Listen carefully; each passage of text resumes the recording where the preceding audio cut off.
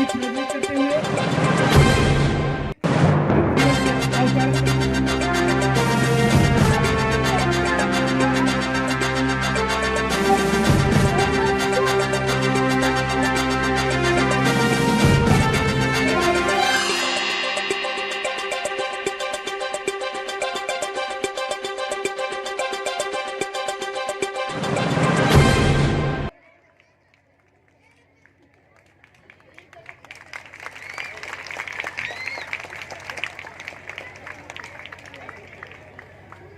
Annual function का संचालन कर रहे रवि रंजन जी, हमारे अभिभावक वशिष्ठ जी, सरोज जी और तमाम यहाँ आए हुए सब बच्चों के अभिभावक, नौजवान साथियों, मित्रों, नौनिहाल बच्चों, आप कल के भविष्य हो और इस भविष्य की निर्माता और संस्थापिका को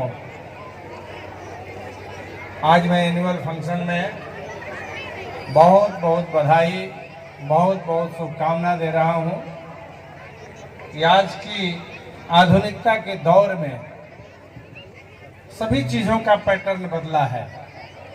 हम सब जब पढ़ते थे तो सरकारी विद्यालय का छात्र होते थे और वहीं से अपने भविष्य का निर्माण करते थे, लेकिन समय बदला है और समय काल परिस्थिति में कई भूमिकाएं बदल जाती हैं।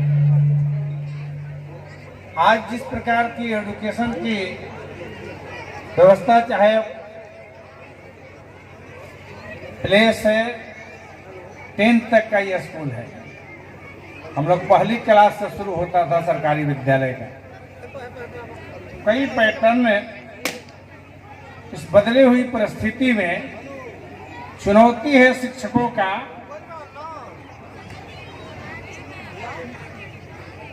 कि आप किस प्रकार से बेहतर बच्चे निकालेंगे जो दुनिया की प्रतियोगिता के दौर में शामिल हो सके, कामयाब हो सके। उसमें प्रज्ञा एक पब्लिक स्कूल की एक बड़ी भूमिका है और मैं पहले भी आ चुका हूं। शिक्षकों की लगन ये बच्चों का निर्माण का मुख्य मार्ग प्रशस्त करता है और मैं देख रहा हूं इसकी संस्थापिका या अभिजीत आनंद जी बड़े रुचि के साथ, बड़े डिटर्मिनेशन के साथ, संकल्प के साथ बच्चों को बेहतर बनाने का कोशिश कर रहे हैं। मैं आज के इस एनुअल फंक्शन में मैं तमाम उन अभिभावकों को भी मैं धन्यवाद देता हूं कि आप आज आधुनिकता के दौर में जब शिक्षा की पैटर्न बदला है तो आपने भी एक अच्छे विद्यालय का चुनाव किया है और खास तौर पर बच्चों का स्कूल में पढ़ाई के बाद अभिभावक की भी बड़ी भूमिका होती है। तो अपने बच्चों को जो टास्क मिलता है घर से, होमवर्क जो मिलता है, उस पर भी ध्यान रखना बहुत जरूरी है। और बच्चे की लाइफ संवारने की एज जो है 10th क्लास तक है, वो कुछ नहीं समझता है मुझे क्या करना है। जो ड्यूटी देंगे, जो जिम्मेवारी देंगे, उसी में वो लगन के साथ काम करता है। थोड़ी सी गाइडेंस की जरूरत है।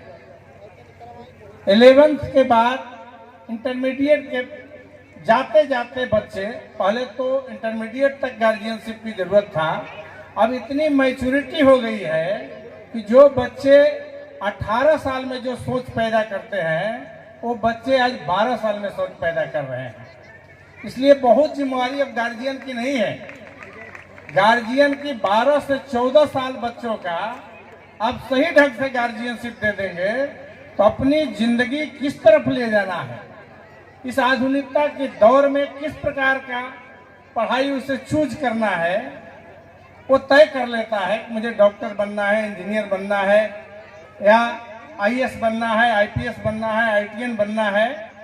तो एक गार्जियनशिप का और टीचर की भूमिका 12-14 साल बहुत अनिवार्य है, उसके बाद वो तय कर लेगा। इसलिए अच्छे विद्यालय की आवश्यकता है कि बच्चे जब अच्छे विद्यालय में आएंगे, उससे भी बड़ी बात अच्छे वातावरण में पलेंगे, संस्कार युक्त होंगे।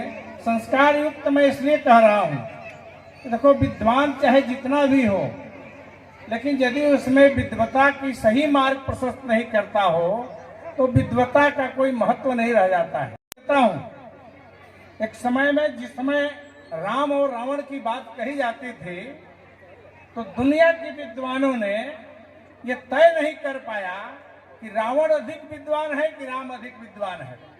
दोनों की विद्वता, प्रगाढ़ नॉलेज था दोनों लोगों में, लेकिन विद्वता की मार्ग प्रशस्त किया जनहित में, समाज हित में, वो मर्यादा पुरुषोत्तम हो गए। वो राम ने मार्ग प्रशस्त किया था।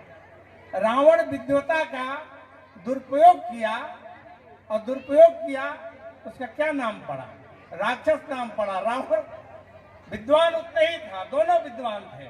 तो विद्वान बनना है और विद्वता को सही दिशा में ले जाना है, जनहित में ले जाना है, परिवार सुख में ले जाना है, देश हित में ले जाना है, राज्य के सुंदर और स्वर्णिम और बेहतर बनाने में आपकी भी भूमिका हो, इस विद्वानों की भूमिका हो। इसलिए अपने बच्चे को, अपने भविष्य को हम बेहतर बनाने का प्रयास कर रहे हैं। तो हर गार्जियन की जिम्मेवारी है अपने परिवार को सुखमय बनाना, बेहतर बनाना। साथ एक विद्वान को करने को कह दीजिए, एक ही वही काम जो जिसके पास ज्ञान नहीं हो करने दीजिए, दोनों की पैटर्न में अंतर हो जाएगा।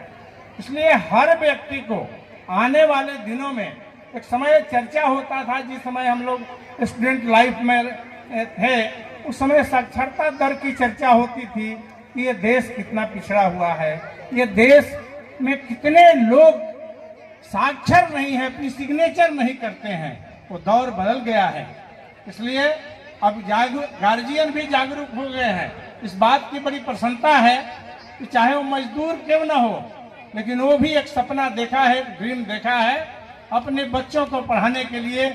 उसके अंदर भी एक कल्पना हो गई है, ये देश की एक बेहतर सोच बनी है। आज हम साक्षरता दर के लिए बहुत किसान और मजदूर भी हैं, वो भी अपने बच्चे को बेहतर स्कूल में पढ़ाना चाहते हैं। ये बहुत सुखद संदेश है और बहुत सुखद सोच है। आप देख रहे हैं जिस प्रकार से ये जिस राज्य में हम लोग पलते हैं, हम लोग एजुकेशन किए हैं, हम लोग देखे हैं इस बिहार को, इस बिहार के एजुकेशन को भी देखे हैं, इसके गिरते हुए स्तर भी देखे हैं। और बिहार बहुत बेहतर शिक्षा के क्षेत्र में दुनिया में परचम फहराने का इतिहास भी हम लोगों ने पढ़ा है। ये वही बिहार है, ये वही बिहार है जो दुनिया के लोगों ने कैलिफोर्निया की आज बात करते हैं, कैलिफोर्निया है, ये है, वो है। दुनिया की कैलिफोर्निया नालंदा विश्वविद्यालय हुआ करता था और दुनिया के लोगों ने यहाँ शिक्षा प्राप्त किया। ये वो धरती है जहाँ शिक्षा का जननी रहा है, विश्व की जननी। ये वो भी स्तर हम लोगों ने देखा है, एक गिरता हुआ स्तर भी देखा है, लेकिन फिर संभला है बिहार। आज उस बिहार में आप जी रहे हो, जिस बिहार की मैं आपका कुछ बताऊंगा तो लगेगा कि आपकी मस्तक ऊंचा होगी।